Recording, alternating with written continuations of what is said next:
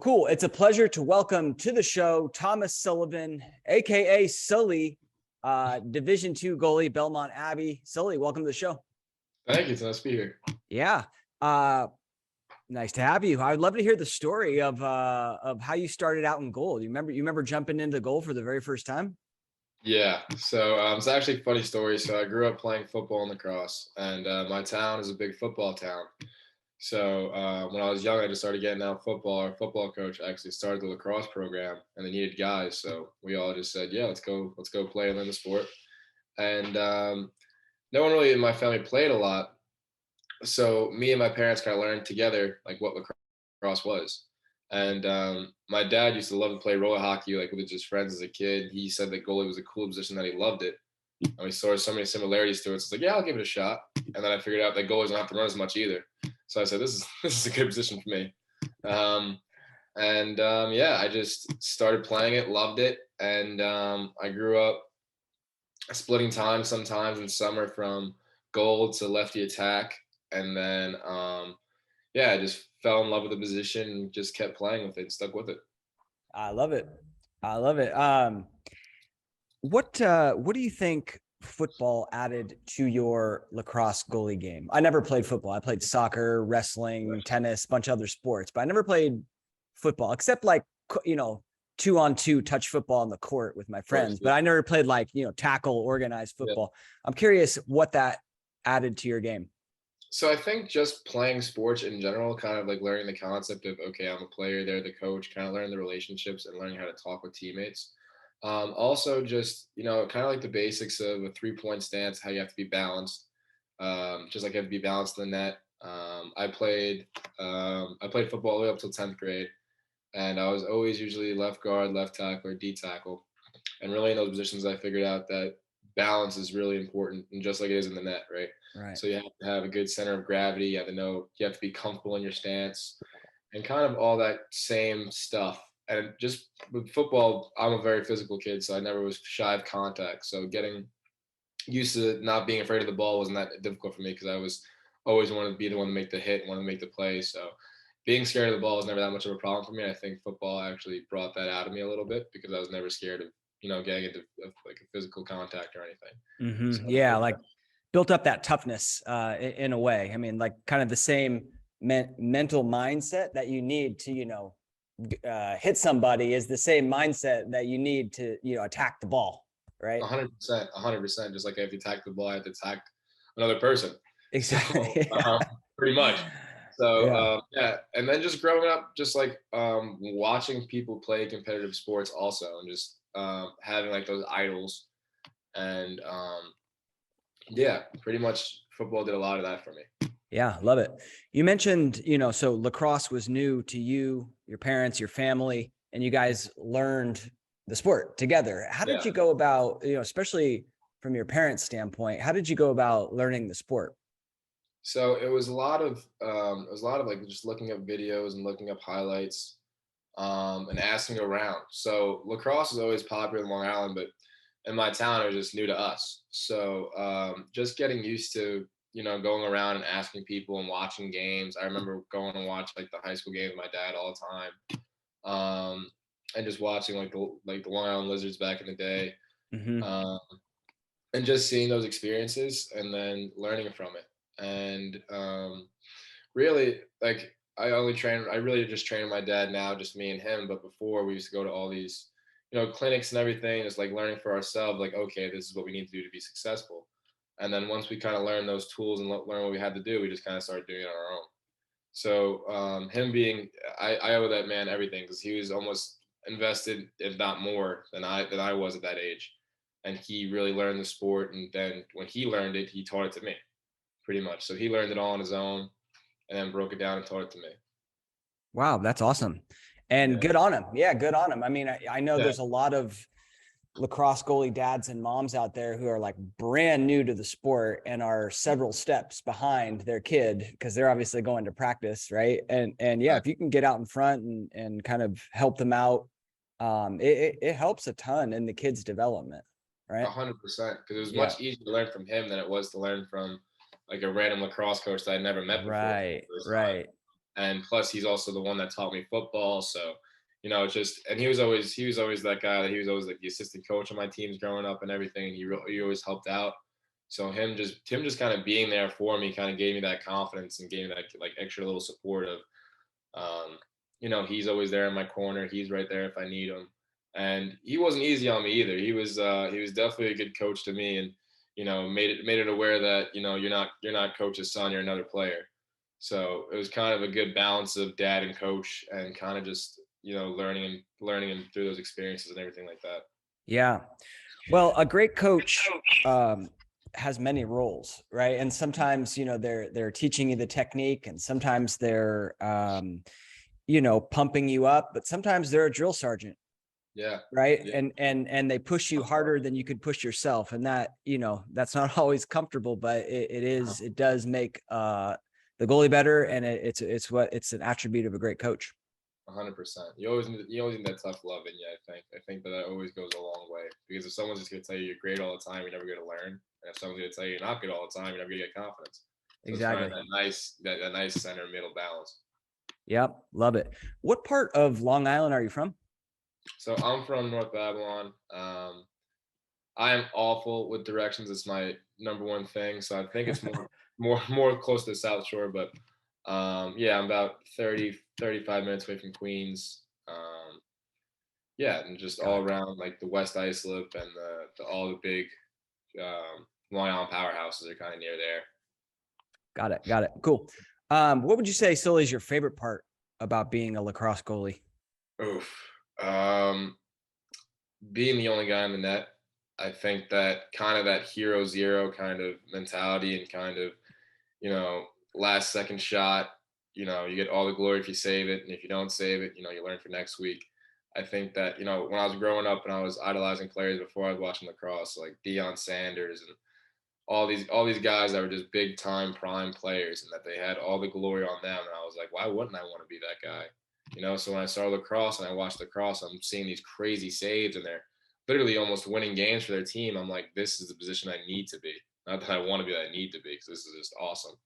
So really just being like that guy, and having people, kind of count on you, and that responsibility and that accountability that you need to have to be in the net. I think those are like the major keys. That's what I love so much about the position. Yeah, me too, my man. And you don't have to run. I mean, come on. Not at all. I'd be lying if I didn't say that was a very tempting factor in my decision to switch over to goalie. 100%. Yeah, I mean, it's always a good trade-off, right? Because you don't have to run, but you do get hit by a ball sometimes. Yeah, it's that nice little trade-off. But I'll take that 30 seconds of 30 seconds of yelling pain for a little bit. Yeah. And to be fair, we do a lot of running. It's just that, there's some drills that, like the West Jenny drill, where like the team is running up and down, and like you're just in the goal making saves, right? So less running than the team, but I mean, I did all the running with the team, as I imagine you do. Oh yeah. Yeah. 100%. Yeah. Well, very cool. So how did you then, go about learning how to make saves? It sounds like, you and your dad were attending clinics. Were there some college kids that you watched when you were young, pro goalies that you really looked up to and learned from? Yeah, so I would say John Galloway and Scotty Rogers I've looked up to my whole entire life. I wear sweats all the time. We're practicing right now. It's 90 degrees and I'm wearing sweats, and everyone's calling me crazy. And that's because of John Galloway when I watched him as a kid. And I was hiding shin guards under him for a while. That secret's out of the bag now. There were shin guards under there until I think around eighth or ninth grade. I think I started playing without them. But yeah, I would have the shin guards underneath. And I loved Syracuse when I was a kid. That was my thing. So I loved John Galloway. And then seeing Scott Rogers, knowing he's from Long Island, hearing him talk, his mentality, I fell in love with that as a kid as well. So those two guys I really looked up to a lot. And then clinics like Breakout Goaltending in Long Island, they're amazing. They helped me out a lot. I had coaches, my coach Trent when I was a kid, that shot on me all the time and kind of gave me tips here and there. Really helped me out. I was very fortunate with like the surrounding group I've had. I think I've always had good coaches kind of growing up.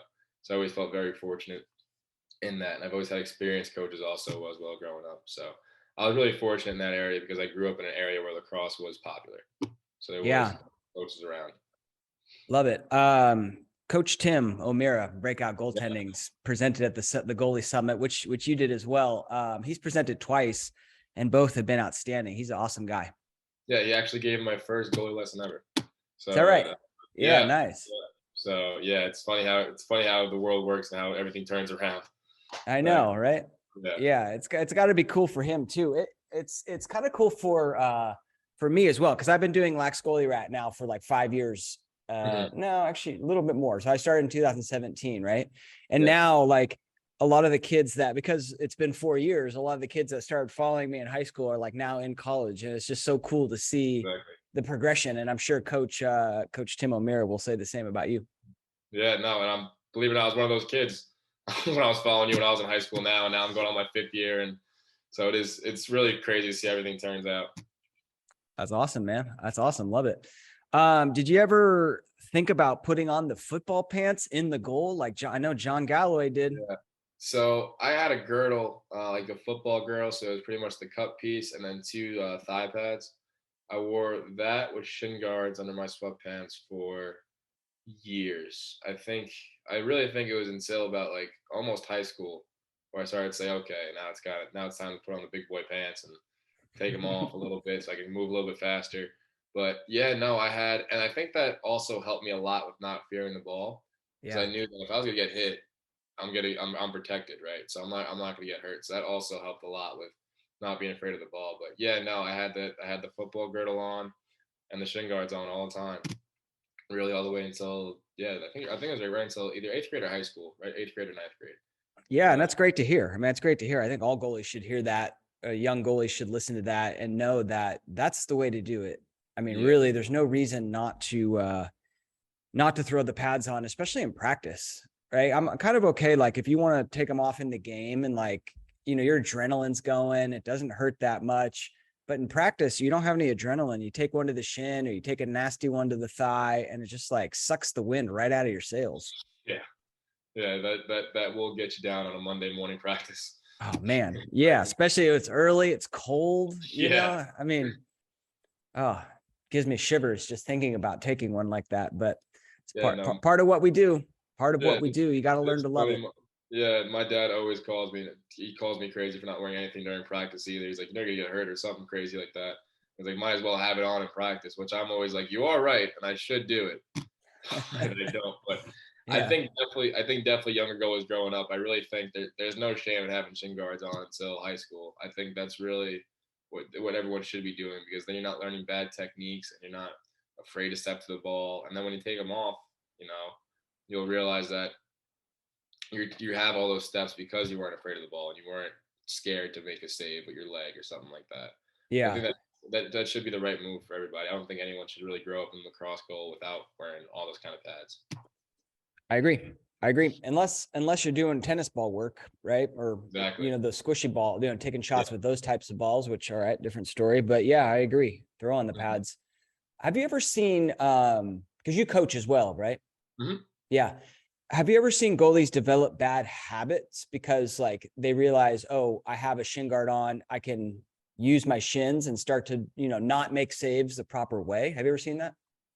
I haven't seen that. I have seen kids though that are scared of the ball, and they'll step at a different angle almost to try to get a full stick save rather than getting your body behind it, just because they're scared of hitting the ball. And that's where I come in with if you're padded up, and everything's covered, you could put your body behind the ball. You're not going to feel anything, So I have seen kids develop bad habits from not wearing the equipment, but from wearing the equipment, not as much.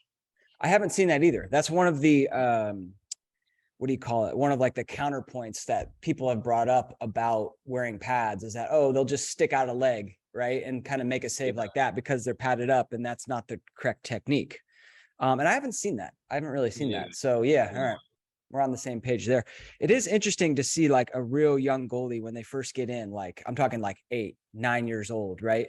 And it's like, some goalies are just naturally like, they go right to the ball. They have no fear. Those are the crazy ones. But for most of them, they are afraid of the ball. And it's like, even if their hands go to the ball, like their body kind of goes the other way. Cause it's like, I'm not getting in front of that thing. 100%. Yeah, exactly. That's why I always say, and that's what I was always told growing up too. That was like a coaching method used to me. It's like, you have all the pads on, you know what I mean? There's nothing to be scared of that ball. If it hits you, it's going to hit the pad. It's going to be okay. Right. So that's why I always felt like that's why I was never really afraid of getting hit with the ball or anything like that. Yeah. That's awesome. So at a certain point, in high school, when did you, start to think about playing lacrosse in college? So that was kind of always my dream. I always watched, the tournaments every year. I've always watched every single game that was on ESPNU growing up, and I always looked up to those guys, wanted to be like those guys. So I really think I started, really paying attention to that because it was different when I was in high school. So you can talk to a college coach when you were a freshman or whatever it was.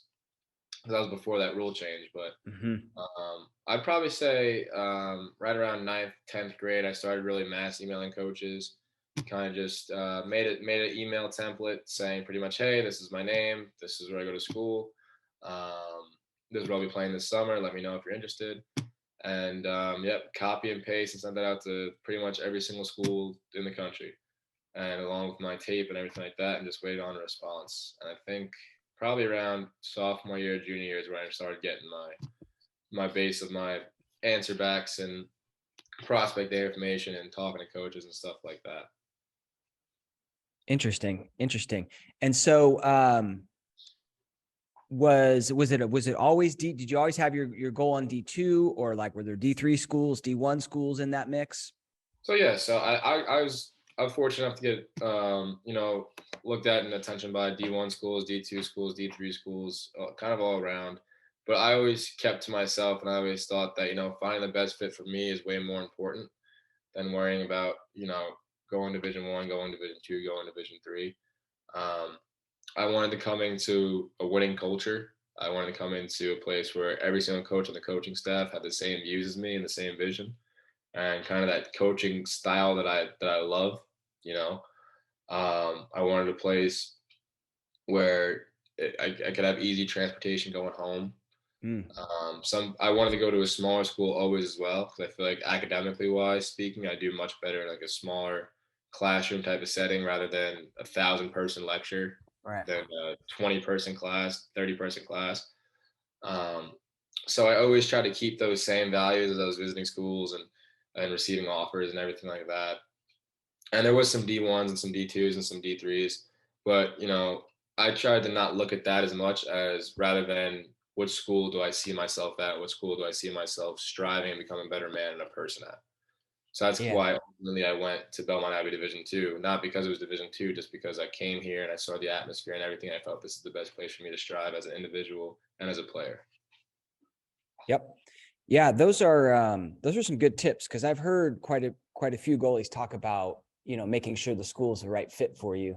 But then, they don't go into detail about what exactly that means. And class size, right? That's very important, because some schools for that matter are like big public schools, like the one I went to, right? And you did have, an 800-person lecture for like your Chem 1, like your intro classes. And some people don't learn as well that way. And some people do. So like that's an interesting point.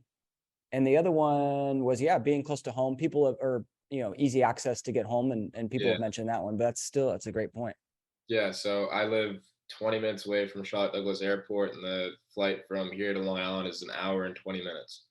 So, how I kind of thought about it was, if I really needed to be home, I could be home in 2 to 3 hours tops. So that's where I kind of thought about it. And it just all clicked. And, what was important for me also was having that support with my parents there, and also kind of getting not their blessing, but kind of their, okay, yeah, I see this being the right fit for you. Just getting that outside source, because when you're 15 and you're 16, you have no idea where you want to go, even though you think you know the world, and you think you know everything. You don't. I'm 21, turning 22 now, and I know I don't know anything. But when I was 15, 16, I thought I did. So having that mentor there, and having that outside party almost just kind of helping you along the way was super beneficial for me, because if I thought I was gonna do everything that I thought I was when that age, I thought I'd be playing left guard for the Jets by now.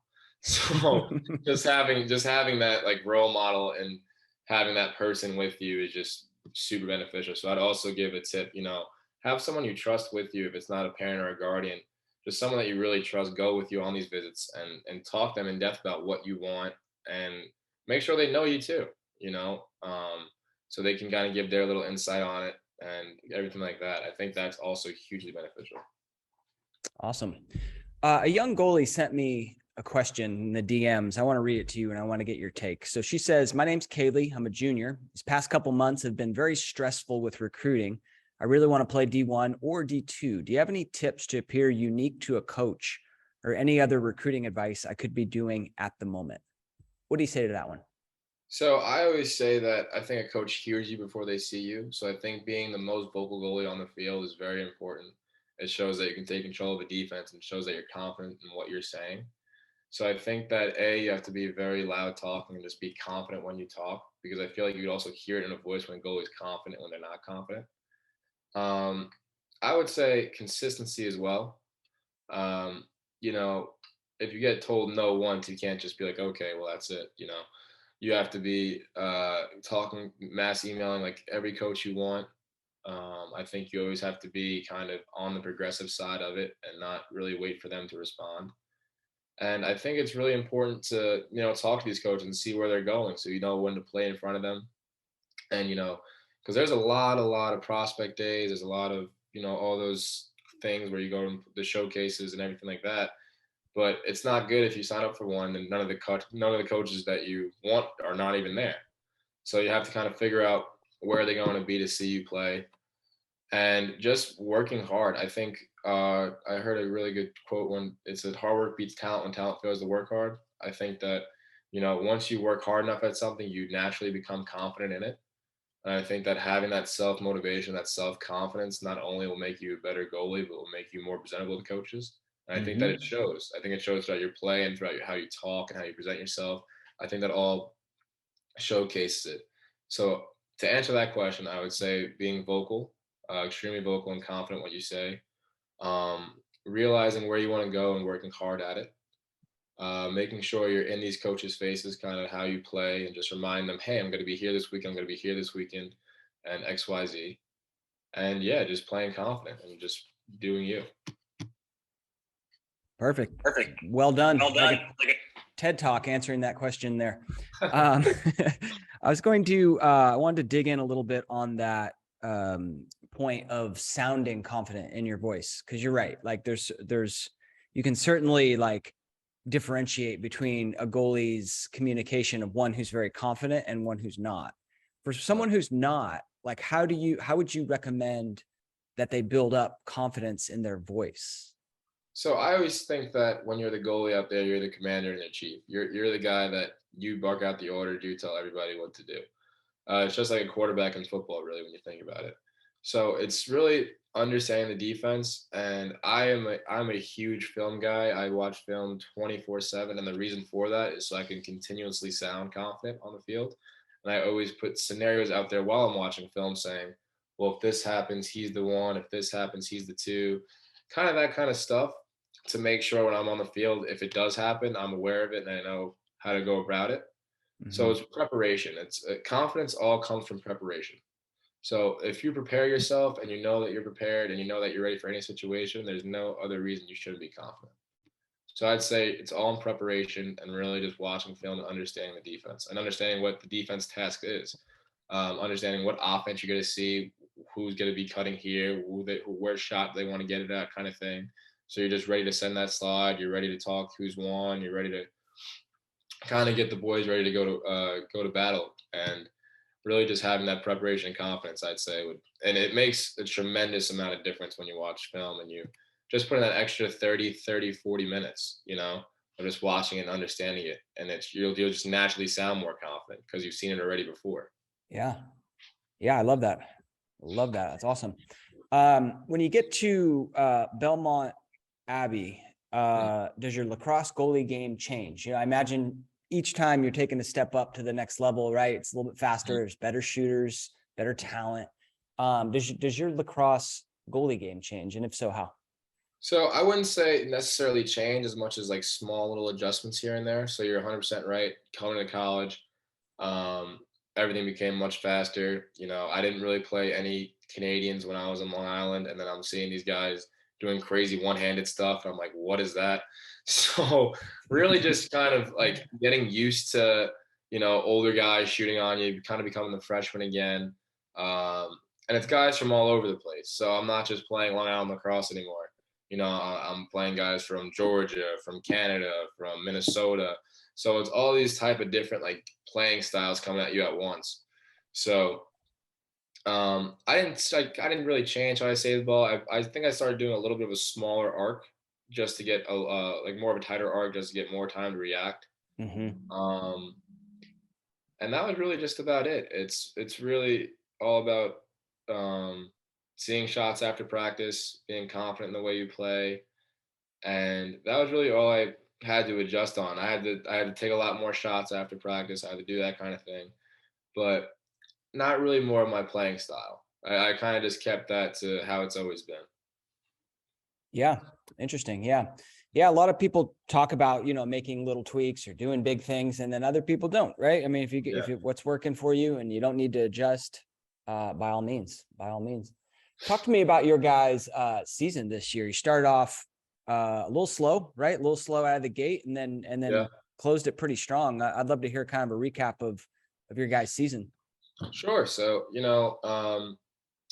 we came in and just like you said, we started off the season a little bit slow, kind of a little bit of growing pains. We graduated a lot of middies the year before, so kind of getting that, those middies back and kind of seeing the new faces and kind of coming together as a team. I think that last season was more of a blessing than anything else, because I think it showed us how, you know, once you go through the same struggles and the same grind with certain guys, how much closer you become. And, everyone has the same common goal. We all want to win. There's no one on the team that goes, you know what, I want to lose. No one says that, right? So everyone Mm-hmm. wants to win. So it's all about figuring out how to come together as a team, fight for the common goal, and achieving it. So I think it was a lot of growing pains at first. And then once we got that first win at Catawba, that gave us the confidence. And then Queens is an amazing team. They're on a great run. We came in, we kind of upset them pretty much at 10. I think the score was 10-6. And after that game, we just kind of rolled. And when you're on a roll like that, it's better than anything else I could describe. Everybody's happy, everybody's winning, everybody's good, but then it comes to an end, right? So we lost the overtime heartbreaker to Westminster. That was a kind of an upset, and they came from all the way from Utah, and we should have maybe prepared a little bit better, but our coaches did a great job of it. I think all of us were kind of looking more forward to the conference tournament coming up. And I'm not saying that we overlooked them, but kind of just we were looking too much ahead instead of worrying about the next game. And, kind of losing that game also I find as a blessing of disguise, because it kind of shows us, look, if you don't worry about the week by week, this is what's going to happen. Mm-hmm. So, yeah, so then after that, we went to the conference tournament. We ended up coming out champions for the second year in a row. And yeah, I mean, undescribable experience winning another ring and being with that kind of group. We had Austin Hazen, Noah Haas, all these big names on offense that kind of left us now. But, growing up with those guys through the process of being at Belmont-Abbey and Neil Lingerman and it was very, very special for me. And because we all came in at 17, 18 years old, and then we're leaving two-time conference champions at 21. So it's huge growing pains from, when you're 18 to when you're 21, 22. But just going through the same struggle with those guys, being in the freshman dorms and all of that, to finally being senior captains, and I mean, it's undescribable. So I loved everybody that I've ever played with on this team. I think that this was the best decision I ever came to coming to Belmont-Abbey. But yeah, last season was very special, and I'm hoping that this season's even more special than the last season. Well, that's awesome, my man. Congrats on that conference title. How does the national championship work? Did you guys not get an invite? So our freshman year, we got an invite, and we ended up losing the first round to UIndy. And then second year, I think we would have had a very strong case. We were 7-0. I think we were the second or third ranked team in the country. And then COVID hit. Mm-hmm. So unfortunately, that didn't work out. And then the year after that, after winning conference, things looked pretty good. And I think we missed the cusp by one team. I think we were that 6 or 7 seed that just didn't make it. And then last year was the same case as that. So it's either we made it or we just missed it. Yeah. So, And they only give there's only 6 teams, right? Yeah, exactly. So 16 from the north, 16 from the south. Okay. So or 12. Those last 2 years we're on that 7th and 8th seed looking. Kind of those guys that are right there looking in. So, but I'm really confident in my guys this year. I think that we have a special group of guys, a lot of hard workers. So, I think if we keep working hard, great things will come. And I think Let's just go. keep thinking about, week by week, Excuse me, man. I got so excited I had to sneeze right there. That's good. That's cool. What would you say is an element of your goalie game that you're specifically working on heading into this year? I'd say staying more consistent on a little bit clearing, just kind of making a little bit better decisions, which also comes from the film room. So not really rushing things and kind of taking the whole 20 and progressing it up. Because, I'm like a kid in a candy store. When I see a midi streaking upfield, I'm like, I got to hit him. So rather than just taking a deep breath, relaxing, and then just progressing through. So I just say slowing down on clears. But besides that, I think we're coming back with a great defense and everything like that. So I'm really, really just looking forward to getting going. That's awesome. A lot of goalies are the opposite way, where you got to push them to be a little bit more aggressive with the outlets. Sounds like we got to rope you in a little bit. Yeah, exactly. Get a little too excited. Yeah, that's cool. Any particular drills that you really love to do? So I actually, in my goalie pack, I have a couple that I absolutely love to death, and one of them being the arc drill. So pretty much how it works is you do your arc, and then you randomly just get a shot, and you just have to react to it. And it could be from top left, and you could be all the way back right. It's all about keeping your eye on the ball while you're arc. The reason I like that so much is it makes you work on your arc without thinking about it, because you're thinking about when's this guy going to shoot the ball. So you're doing your arc continuously and getting comfortable with it, and you're still ready for that shot. And it also makes you focus on the shooter no matter where you are. So when those quick passes happen and you're at a pipe and you have to get all the way down to another pipe, or you have to dive or something like that, you're just ready to go at it. Yeah. Well, you made a reference there to the goalie packs. You are a Lax Goalie Rat sponsored athlete this year. Welcome to the team, my man. It's a pleasure to have you. Yeah. I wanted to get some D2 representation. We've got 16 D1 goalies, and you're holding down D2. You're holding it down, baby. And as part of that sponsorship, in addition to supporting you guys and putting out your highlights all year, what we're doing is we're putting together training packs for the youth, and they're awesome. I've been editing them right now, and every goalie's training pack comes with 5 things. We're going to do like a virtual coaching session, like a webinar. We're going to do an instructional video series, and that's what you were talking about just right now, right? Sully, with showing the drills. You got the iPhone out on the field. Exactly. I've been editing those. They're really cool. We're going to do save breakdowns, which I know we've already done, where we just talk about saves, about, watch some tape. What are you doing here? What are you seeing here? Great learning tool. Those are. We're going to do a live Q&A. I know we haven't done that yet, Sully, but it's so much fun. These kids show up and they're so cute, and they ask you great questions. And you can ask anything. Sky's the limit. Yeah. And then the 5th thing is you get access to the DMs. So, if you need a pick me up, you need a confidence booster, you need a quick question answered, shoot these goalies a DM. So excited for these next round of college goalie training packs. I should say where they can get access, laxgoalierat.com/college. laxgoalierat.com/college. So welcome to the team, Sully. Thank you. And I'm really honored to be a part of it. Like I said, I was a huge fan of you and Lax Goalie Rat growing up, from high school and then my early college career. And then I also always thought, how amazing this would have been if I was a kid and if I would have had the access to learn from the guys that I'm watching on TV. Like I was telling you, if John Galloway had a training pack, I would have bought it like 30 times over.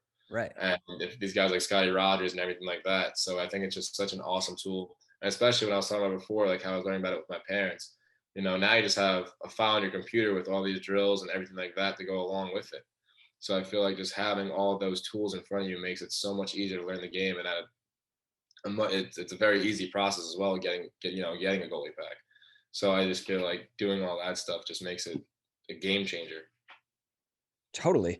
Yeah. We decided to price them like way under the cost of even a single hour of private training. Yeah. So, I mean, they're $59. So less than $60. I mean, you pay a private coach, probably at least $80 for 1 hour of training. And this is, I don't know how many hours you put into your stuff, but this is hours and hours of more than 1 hour. Yeah, more than 1 hour. Yeah, more than 1 hour.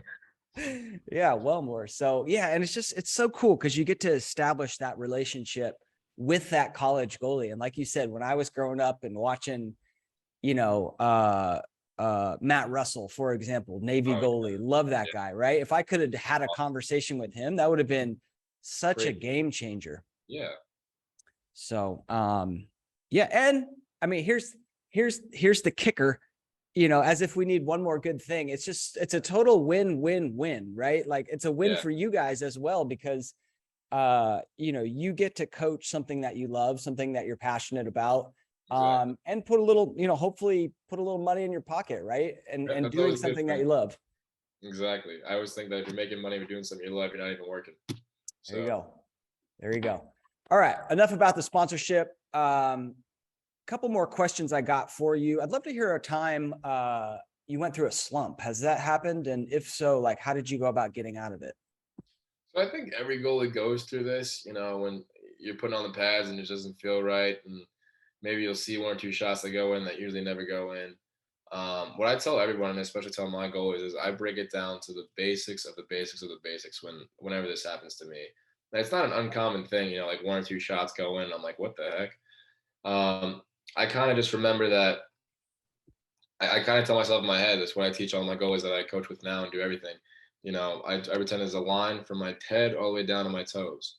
And if the ball's going to my left side, I set my left foot first. When the ball's going to my right side, I set my right foot first. I take a deep breath. I remember that, and I just go back at it. There's never a time in the net where you could really sit there and you can't really feel sorry for yourself, and you can't do all that. You kind of have to be like, all right, this happened. What do I have to do to get back out there? And really, for me, it's all about just bringing it down to the basics and just doing that. Because I can tell you, when you said last year, there was a couple times where it was like two 20-goal games that just happened against us. And it wasn't even necessarily that I played bad. It was just a matter of the defense and us as a whole not really playing as a team. Mm-hmm. So, coming in terms of not only being me in a slump, but kind of like everybody in a slump. And how do you get out of that? Well, you kind of have to keep yourself accountable first. Like we were both talking about before, why we love the position so much, the accountability, and everyone kind of looks at you to kind of lead that defensive charge. So I always feel like I have too many people looking at me right now and counting on me. I can't feel sorry for myself. I have to pick these guys up. So bring it down to the basics, being like, listen, I've done this before. I've made this save before. I could do it again, and I will do it again. And this is how I do it. I step to the ball here. I step to the ball here. And I just play confident. And really just taking yourself out of that time and giving yourself that break too. I feel like when goalies are seeing too many shots, it could be a great thing, but it could also be like exhausting. So sometimes you kind of need that day to kind of just, be in your room and watching your favorite movies and eating your favorite food and kind of relaxing, and kind of spending that time off the field. Because when you're spending too much time on the field, especially when you're in a slump, it usually doesn't get better.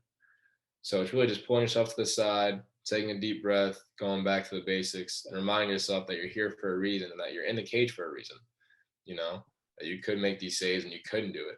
It's all about just doing it again. Love it. Great answer. Yeah. And the only thing I'd add on that I love is just watching save edits, ideally of yourself, like watching kind of the good times. I mean, those things, there's certain ones that I've done that I watch when I'm feeling down. Just puts me in a great mood, right? And it's just like, I want to get out there and play. It gives me that drive, that desire. Yeah. So if you got one of your own, check it out. If not, go to my YouTube channel. Yeah, it reminds yourself too, it kind of reminds yourself like, I could do this, and I've done this in the past. So why am I not doing this now? It's kind of just getting that kind of like self-realization moment yourself to kind of just kind of not only snap out of it, but remind yourself, you're that guy, you're him, you're good. Don't worry about it. It's going to be okay.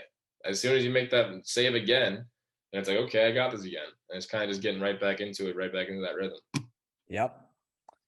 Was there ever a time you were a backup? And if so, Yeah. how did you approach that? Yep. So freshman year, I actually had the red shirt here. And then that following year, that COVID year, I was a backup for great goalie Bryce Gifford here. And I got time in net, and I actually got thrown into a couple of games where we ended up winning, but just wasn't the right time for me to step up in the coach's eyes. But that following year, I started off the season as a backup, and I took the reins as a starter mid-season. And really, I kept telling myself that I know that I'm capable of being a starter in this league. I know that I won't stop working until I am. So it wasn't a matter of time of when I was going to start. It was a matter of time of, when I get my opportunity, I'm going to shine. I'm going to make the most of it. And it's really just when I get going back to having that confidence in yourself. There's a lot of times when you're going to practice every day and, you're dying to be that guy. And this is like your number one dream is to play college lacrosse. And you're a little bit down on yourself because you're not that one in the net right now. I think I replaced self-doubt with work. And I kind of realized that, instead of the hours I'm doing sitting in my room feeling sorry for myself, I could be getting shots, and I could be getting better as a goalie, and I could be learning the defense more, and I could be doing a couple other things that would maybe take a step forward rather than a step back. Mm-hmm. So I think those were like I'm not gonna say those were the best times, but I'm telling you that I think those are the times I'm going to be talking about to my kids when I'm older about what I did, because there's a lot of people that get discouraged and even quit the game of lacrosse because they weren't starting at a certain point or something like that. But I took it as a learning opportunity. I said that this isn't the result I want right now. I know that I could be a starter. I know that I'm capable of being a starter, and I owe it to myself to work as hard as I could to be one. So, and I really owe that to my dad as well, and my mom, my parents, for really supporting me through everything, and also giving me that confidence that you could be him. Because when you're not the starter, not a lot of people are telling you that sometimes. And I've also had great teammates throughout the years and telling me that, yeah, you could. It's all about having. I keep talking about it, repeating it, but it really is all confidence and mental. If you work at something hard enough, good things will come.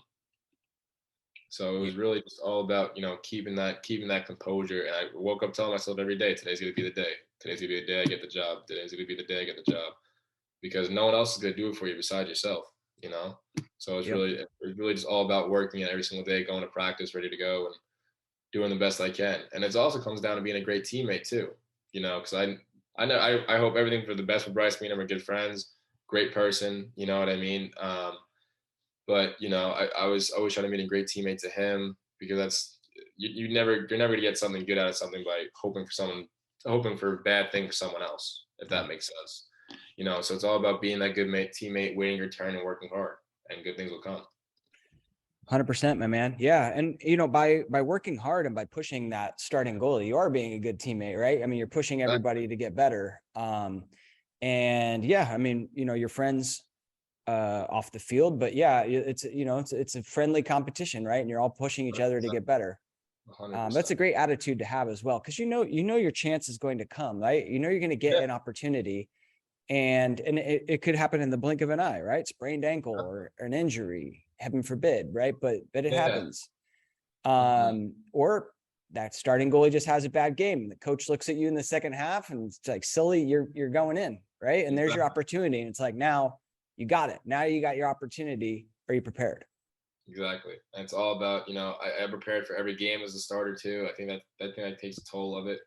I never went into a game not knowing who's their number one shooter, not knowing who's a lefty and who's a righty, just always ready for that opportunity, because I knew I kept telling myself it was going to come one day.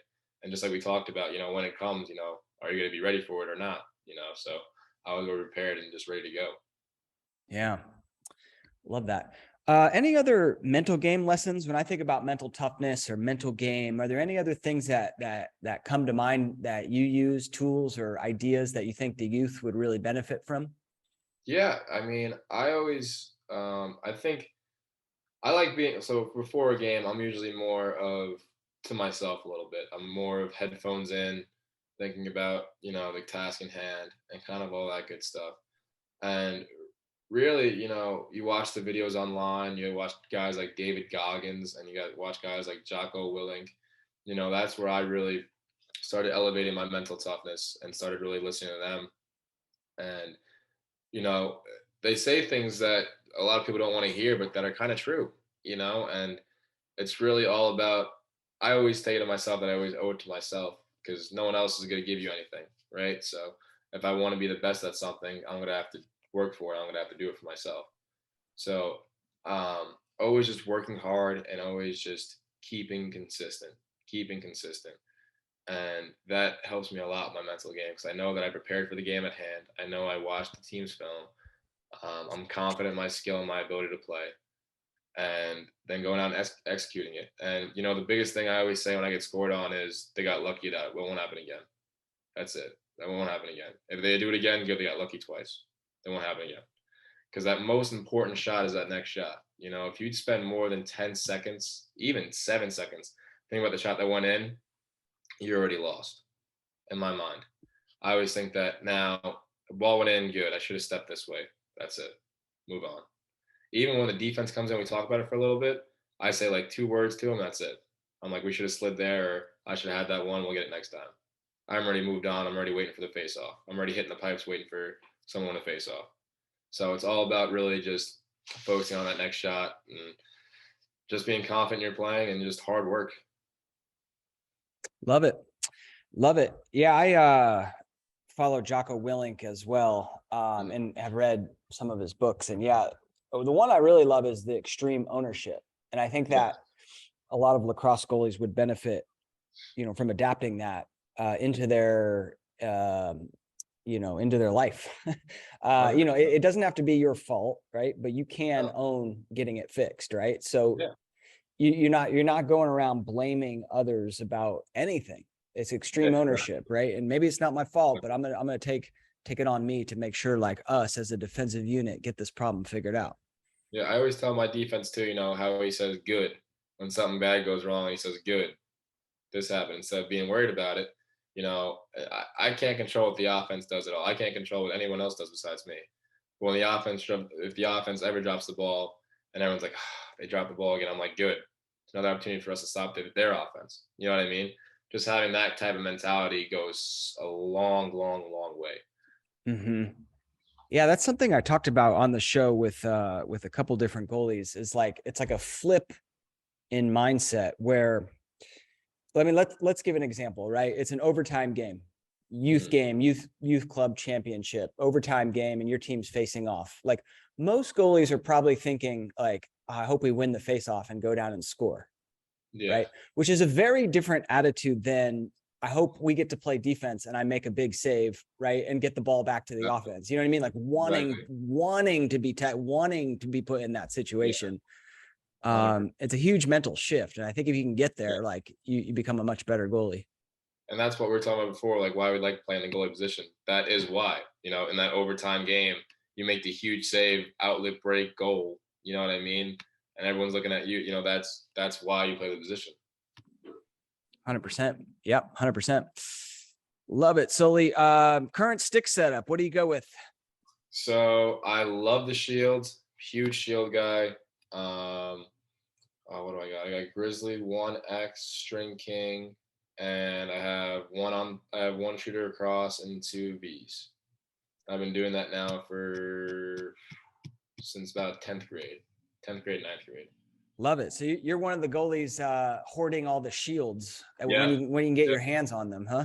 Yep, I have 6 at home back in Long Island, and I have like 4 here. Nice. I wish I was joking. I've under my bed, got like 3 lock safes on them. I'm so scared to lose one, but yeah, man, I can't. And the Eclipse 2 is not bad. It's a good head, but I just can't go away from the shield. What do you like about it? Is it just the feel? Yeah, it's the feel. It's the channel. The way I've been throwing the ball is the way I've been throwing the ball for, since I've been like 14 or 13, and just having that comfortability, if I could pick up any one of my sticks, and I know that it's going to do the same exact thing. Yeah. Also, the throat of the head, I love so much on it, so I can get a nice grip on that top hand. Yeah. Yeah, those are like the two big components. It's the channel and the grip on the head. And the throat. I don't hang on, I'm gonna grab this other one. There you go. I don't have I have an Eclipse back at home, back at my folks' place, or not an Eclipse, a Shield, but I don't have it here. But it does have this kind of throat that's kind of like this, right? Where it's like it's got like a little bit of a I don't even know how you describe this. It kind of like goes out a little bit, and it's kind of just more grippable. Yeah. This Big Nasty was way ahead of its time, by the way. Oh yeah, no, it definitely was. Because honestly, that's what all the heads are trying to do now. They're trying to get the different shapes and stuff like that. Yeah, but anyway, the Shield has that same style of throat, and it makes it like it's really, it's really comfortable to grip. I love that. Yeah, that's what I love. And then the craziest part about it was I was always like an original OG Eclipse guy before that. And then when I first got the Shield, I was like, why do I have to hold it like this? It was a different hold and everything. But then once I started playing with it and I started liking it, I could never do it with any other head. There you go. Danny Hinks, also a member of Team Lax Goalie Rats, a Shield guy. You know that? Yeah. That's pretty funny. So you and him on sideline swap battling for shields, right? Yeah. Awesome. Love it. Well, cool. So any with everything that you know now, is there any piece of advice you'd go back and give your younger self, goalie related? Yeah, I would say stay confident and stay on the same pace that you're on. I think when I was younger and growing up, I was too busy worrying about, where this guy committed to and where this guy committed to, and not worrying about myself as much. And, realizing that, it's your life, it's your career, you worry about yourself. And I think about, working your tail off and just kind of staying in that tunnel vision and that mindset of, what I want, I'm going to get done from hard work and dedication. And not be worried about the glamorous things and be more worried about the hard work. I would definitely say that to my younger self, at least. Those are two important things that we need to do. Very well said, my man. Thank you so much for coming on the show. Of course. Thank you for having me. Yeah. Good luck this upcoming season. We'll be watching. I'll be watching a lot. Be watching quite a bit, as a Team Lax Goalie Rat. Thanks for coming on the show. Like I said. Thank you. All right. See you.